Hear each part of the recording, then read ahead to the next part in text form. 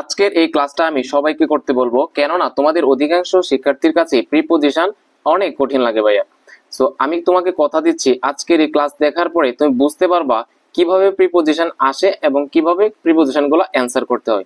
ঠিক আছে, সো কথা দীর্ঘায়িত না করে চলো শুরু করা যাক। দেখো, প্রিপজিশনের দুইটা প্রকার হইতে পারে, দুইটা টাইপ হইতে পারে।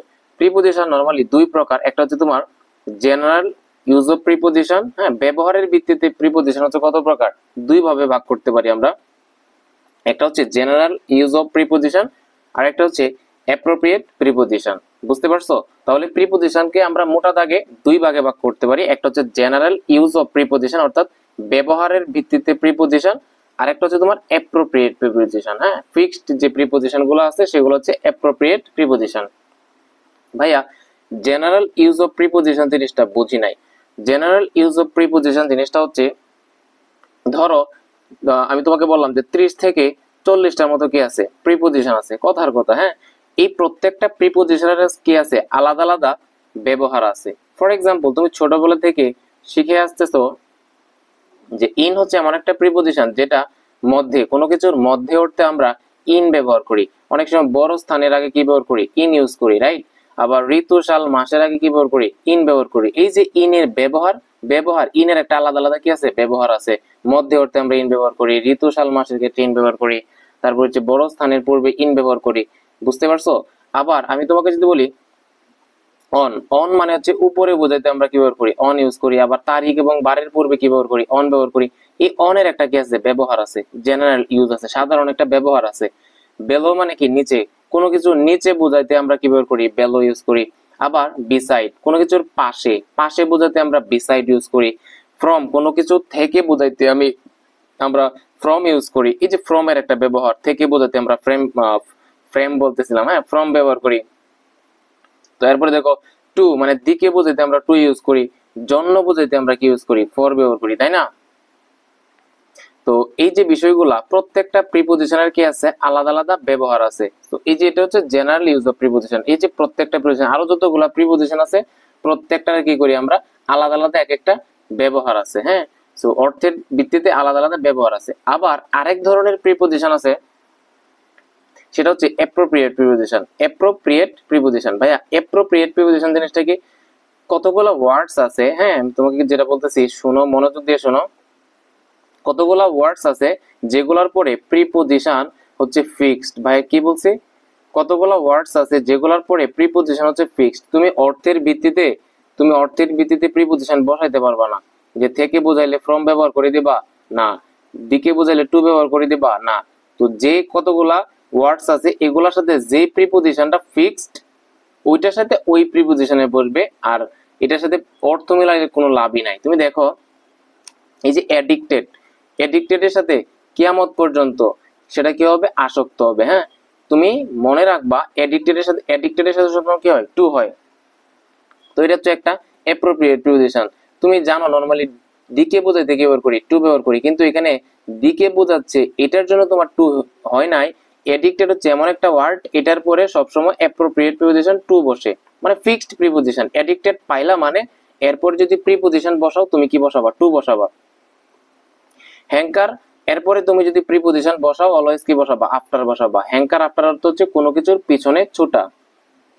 এরপরে সাফার ফ্রম, কোনো কিছুতে ভোগা, এরকম অর্থে আমরা সাফার ফ্রম ইউজ করি। সাফারের পরে তুমি যদি প্রিপজিশন বসাও অলওয়েজ কি বসাবা, ফ্রম বসাবা। এড মানে যোগ করা, হ্যাঁ, এড এর পরে অ্যাপ্রোপ্রিয়েট প্রিপজিশন টু ব্যবহার করি আমরা। প্রে মানে প্রার্থনা করা, প্রে ফর মানে প্রের পরে তুমি যদি প্রিপজিশন বসাও অলওয়েজ কি ব্যবহার করবা, ফর ইউজ করবা। এই যে অ্যাডিক্টেড এর পরে টু ব্যবহার করতেছো, হ্যাঙ্কারের পরে আফটার ব্যবহার করতেছো, সাফারের পরে ফ্রম ব্যবহার করতেছো, অ্যাড এর সাথে টু ব্যবহার করতেছো, প্রের সাথে ফর ব্যবহার করতেছো। এই প্রত্যেকটা হচ্ছে এক একটা অ্যাপ্রোপ্রিয়েট প্রিপজিশন। ভাই এখানে জন্য বোঝাইতেছে দেখে যে তোমার ফর হইছে, এখানে এরকম না। তুমি প্রের পরে অলওয়েজ কি হবে, ফর হবে। এখানে টু যে দিকে বোঝাইতেছে দেখে এখানে অ্যাড এর পরে টু হইছে, এরকম না। কারণ তুমি জানো অ্যাড এর পরে একটা প্রিপজিশনই হয়, সেটা হচ্ছে টু। বুঝতে পারছো? তাহলে আমরা মোটা দাগে প্রিপজিশনকে দুইটা ভাগে ভাগ করতে পারি। একটা হচ্ছে জেনারেল ইউজ অফ প্রিপজিশন, মানে প্রত্যেকটা প্রিপজিশনের মিনিং এর উপর এক একটা আলাদা আলাদা কি আছে, ব্যবহার আছে। ইনের একটা ব্যবহার আছে, অন এর একটা ব্যবহার আছে, আফটার এর একটা ব্যবহার আছে, বিফোর এর একটা ব্যবহার আছে, ফ্রম এর একটা ব্যবহার আছে। আবার অ্যাপ্রোপ্রিয়েট প্রিপজিশন কোনগুলা, ভাই কতগুলো ওয়ার্ডস আছে, ধরো 300 থেকে 400-র মতো আছে, হ্যাঁ, প্লাস মাইনাস হইতে পারে, কোনো ফ্যাক্ট না। So, তোমাকে যেটা বলতেছি, কতগুলা ফিক্সড কতগুলো ওয়ার্ডস আছে, এই ওয়ার্ডস গুলার পরে ফিক্সড প্রিপোজিশন বসে। তুমি চাইলেও সেখানে ব্যবহারের ভিত্তিতে বা অর্থের সাথে মিল রেখে তুমি ওই প্রিপোজিশন গুলা বসাইতে পারবা না। ওইগুলোর মাঝে কিছু কয়েকটা ওয়ার্ড আমি তোমাকে এখানে দেখাইলাম, যে এডিক্টেড এর পরে অলওয়েজ টু বসে, হ্যাঙ্কারের পরে আফটার বসে, সাফারের পরে ফ্রম বসে, এড এর পরে টু বসে, প্রে পরে ফর বসে, ডিপেন্ডের সাথে অন বসে। সো এই যে এগুলো হচ্ছে এক একটা অ্যাপ্রোপ্রিয়েট প্রিপোজিশন। তো তোমার পরীক্ষার মাঝে যে দেখায় তোমাকে, এই যে ধরো এটা একটা মডেল, প্রিপোজিশনের একটা মডেল, হ্যাঁ। সো এই যে পরীক্ষার মধ্যে তোমার 5টা গ্যাপ থাকবে, একটা প্যাসেজ দেওয়া থাকবে, 5টা গ্যাপ থাকবে, ওইখানে তোমার প্রিপোজিশন বসবে এবং তুমি ধরে রাখবা ওই প্রিপোজিশন গুলা, এখানে তুমি যে 5টা প্রিপোজিশন বসাবা, এটা 2 ধরনের প্রিপোজিশন হতে পারে। ভাই কয় ধরনের প্রিপোজিশন হতে পারে? 2 ধরনের প্রিপোজিশন। একটা প্রিপোজিশন হইতে পারে এই যে এইটার, এই টাইপের, মানে হচ্ছে অর্থের ভিত্তিতে প্রিপোজিশন হইতে পারে।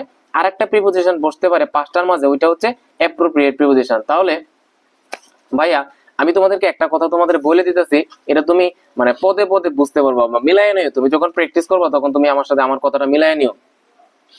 এই যে আমাদের বোর্ড কোয়েশ্চেন গুলো আসে না, তোমাদের এসএসসি তো এর আগে তোমার প্রিপোজিশন ছিল না, এইচএসসি তে যে বিগত সালে তোমার বোর্ড কোয়েশ্চেন আসছে, এগুলোর মাঝে বেশিরভাগই, হ্যাঁ, এইচএসসি তে যে তোমার প্রিপোজিশনের বোর্ড কোয়েশ্চেন আসছে, এগুলোর মাঝে বেশিরভাগ এইচএসসি তে তোমার কয়টা থাকে, মেবি 10টা থাকে, 10টার মাঝে 6 থেকে 7টাই দিয়ে তোমার অ্যাপ্রোপ্রিয়েট প্রিপোজিশন থেকে, 6 থেকে 7টাই দিয়ে কি অ্যাপ্রোপ্রিয়েট প্রিপোজিশন থেকে, আর 3 থেকে 4টা দিয়ে তোমার হচ্ছে জেনারেল ইউজ অফ প্রিপোজিশন, অর্থাৎ ব্যবহারের ভিত্তিতে প্রিপোজিশন।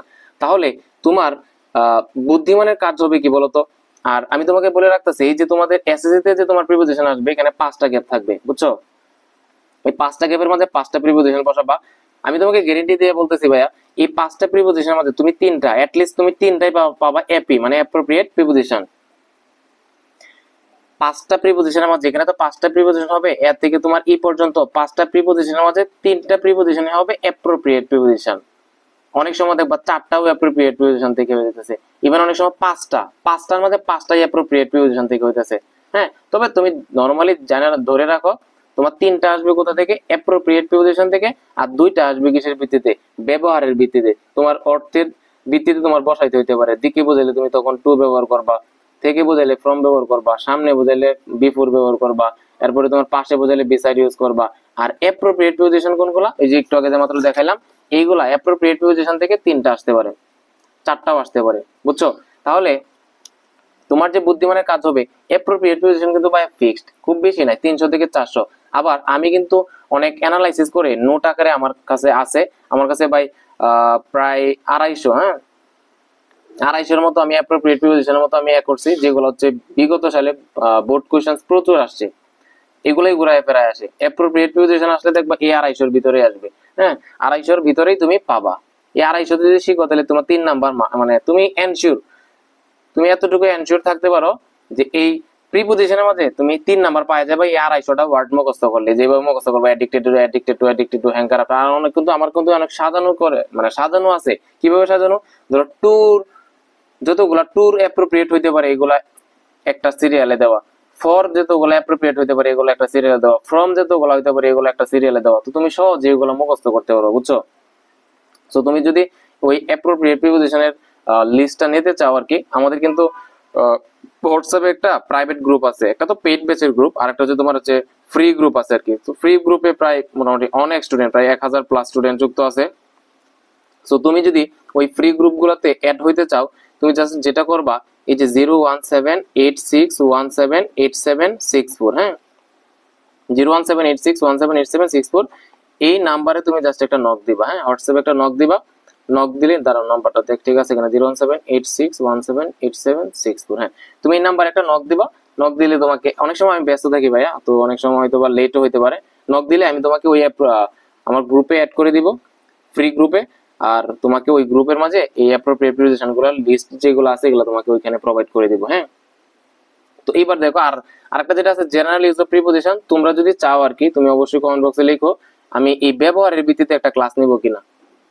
জাস্ট একটা ক্লাস নিব, একটা ক্লাস নিলে তোমার যে জেনারেল ইউজ অফ প্রিপোজিশন যেটা আছে, প্রত্যেকটা প্রিপোজিশনের যে ব্যবহার আছে এটা তোমার একদম ইজি হয়ে যাবে তোমার কাছে, বুঝছো? একটা ক্লাসই নিব জাস্ট এটার উপরে। তো দেখো আমি যে কথাগুলো বললাম, এবার দেখো আমি একটা বোর্ড কোশ্চেন সলভ করতেছি, বোর্ড কোশ্চেন বলতে একটা মডেল, তাহলে তুমি বুঝতে পারবে যে আমার কথা কাজে মিল আছে কিনা।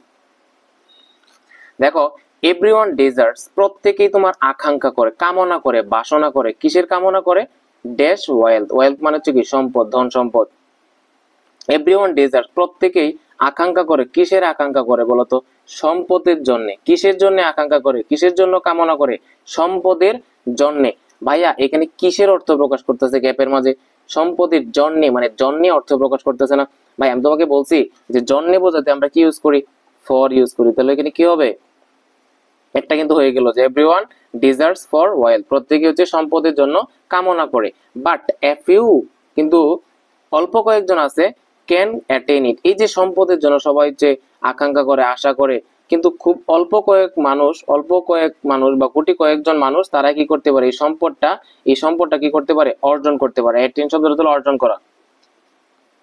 সাম people hanker dash riches, rich মানে হচ্ছে ধনী, আর রিচেস মানে হচ্ছে তোমার ধন সম্পদ। হ্যাঁ, মনে রাখবা, রিচ মানে হচ্ছে ধনী, এটা একটা অ্যাডজেক্টিভ। আর রিচের সাথে যখন এস, হ্যাঁ, ইএস যুক্ত হবে তখন ধরে নিবা সেটা নাউন। হ্যাঁ, এবং এটার অর্থ হচ্ছে ধন সম্পদ, তখন এটার অর্থ আর ধনী থাকে না।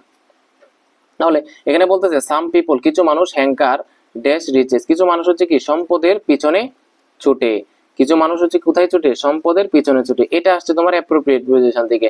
এই যে আমার 250 ওয়ার্ড আছে না, অ্যাপ্রোপ্রিয়েট প্রিপোজিশনের 250 ওয়ার্ড, এই 250 ওয়ার্ডের মাঝে একটা ওয়ার্ড পাবা ওইখানে হ্যাঙ্কার। আর তুমি ওইখানে শিখে ফেলবা হ্যাঙ্কারের সাথে কি বসে? আফটার বসে। এখানে কিন্তু যে অর্থের সাথে মিল রেখে তুমি আফটার বসাইতেছো এরকম কোনো কিছু না। তুমি হ্যাঙ্কার ওয়ার্ডটা পাইছো মানে এরপরে আফটার বসবে, আর কোনো কথা নাই। এটা যেখানে বসো হ্যাঙ্কারের পরে কি বসবে? আফটার বসবে। বুঝছো? হ্যাঙ্কার আফটার রিচেস, অনেক মানুষ হচ্ছে ধন সম্পদের পেছনে দৌড়ায়, ছুটে। বাট সাম আর কন্টেন্টেড, কিছু মানুষ হচ্ছে তোমার সন্তুষ্ট ড্যাশ হোয়াট দে হ্যাভ। অনেক মানুষ সম্পদের পিছনে দৌড়ায়, আর কিছু মানুষ হচ্ছে তার নিজের যতটুকু আছে এটা নিয়ে কি থাকে? কন্টেন্টেড থাকে। কন্টেন্টেড মানে হচ্ছে তোমার সন্তুষ্ট। তো কিছু মানুষ আছে তার যা আছে তাই নিয়ে কি থাকে? সন্তুষ্ট থাকে। আমার যে 250 ওয়ার্ড আছে ভাইয়া অ্যাপ্রোপ্রিয়েট প্রিপোজিশনের, ওই 250 ওয়ার্ডস এর মাঝে একটা ওয়ার্ডস পাবো ওইখানে কন্টেন্টেড। কন্টেন্টেড মানে হচ্ছে সন্তুষ্ট থাকা, আর এরপরে অলওয়েজ অ্যাপ্রোপ্রিয়েট প্রিপোজিশন হিসেবে উইথ বসে। ভাই কি বসে? উইথ বসে। তাহলে কি হবে?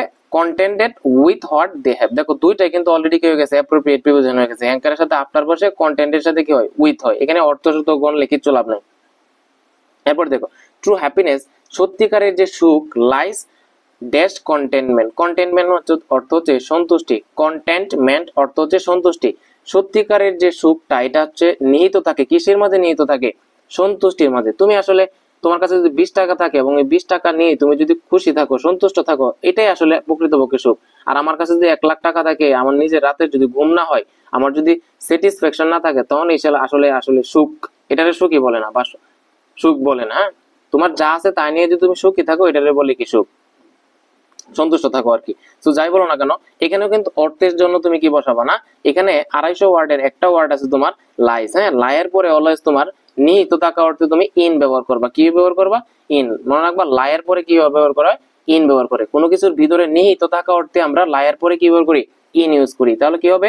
ট্রু হ্যাপিনেস, সত্যিকারের যে সুখটা, লাইস ইন কন্টেনমেন্ট। সত্যিকারের সুখটা এটা হচ্ছে তোমার সন্তুষ্টির উপরে কি থাকে? মানে নির্ভর করে আর কি। হ্যাঁ, লাই মানে হচ্ছে নির্ভর করা বা হচ্ছে নিহিত থাকা। এরপরে ইট ইজ হাই টাইম, এটাই উপযুক্ত সময়। We gave the habit of covetousness. Covetousness মানে হচ্ছে তোমার লোভ আর কি। হ্যাঁ, তো এটাই উপযুক্ত সময় আমাদের এই যে লোভের যে অভ্যাসটা এটা কি করা? ত্যাগ করা। আমাদের অ্যাপ্রোপ্রিয়েট প্রিপোজিশনের মাঝে একটা ওয়ার্ড আছে গিভ আপ। কি? Give up. গিভ আপ মানে হচ্ছে কোনো কিছু ত্যাগ করা, ছেড়ে দেওয়া। হ্যাঁ, তো তুমি জানো যে গিভ এর পরে কখনো প্রিপোজিশন বসলে এটা সবসময় কি বসে? আপ বসে, ছেড়ে দেওয়া অর্থে। তো এখানে তো আর কোনো প্যারাই নাই। এখানে গিভ আছে, গিভ না থাকুক, গিভের তো পাস্ট ফর্ম আছে, বি টু ফর্ম। তো এটার পরে কি হয়? সবসময় প্রিপোজিশন হিসেবে আপ বসে। দেখো ভাইয়া এখানে 5টা প্রিপোজিশনের মাঝে, ভাইয়া এখানে 5টা প্রিপোজিশনের মধ্যে 4টা প্রিপোজিশনই কোথা থেকে আসছে? অ্যাপ্রোপ্রিয়েট প্রিপোজিশন থেকে আসছে। তো তোমার বুদ্ধিমানের কাজ হবে কি ভাইয়া? তোমার বুদ্ধিমানের কাজ হবে এই যে 250 ওয়ার্ডস, এই 250 ওয়ার্ডস তোমার কি করা? মুখস্থ করে ফেলা, একদম ঠোঁটস্থ মুখস্থ কণ্ঠস্থ করে ফেলা। যে এগুলো আসলো মানে এটার সাথে যে প্রিপোজিশনটা বসবে ডিরেক্ট তুমি বসাই দেবে। এখানে আর অর্থ দেখার তোমার দরকার নাই। আর 1 থেকে 2টা যে আসবে তোমার জেনারেলিজ, এই জেনারেল ইউজ অফ প্রিপোজিশন, এই যে জেনারেল ইউজ অফ প্রিপোজিশন, এটার জন্য আমি, তোমরা যদি বলো, তোমরা যদি ইন্টারেস্টেড থাকো, তাহলে আমি এটার উপর ক্লাস দিব, সমস্যা নাই। তাহলে তোমার প্রিপোজিশনের উপর একটা ফুল প্যাকেজ হয়ে যাবে, তাই না? ওকে, তাহলে বলো আজকের ক্লাসটা তোমার কাছে কেমন লাগছে?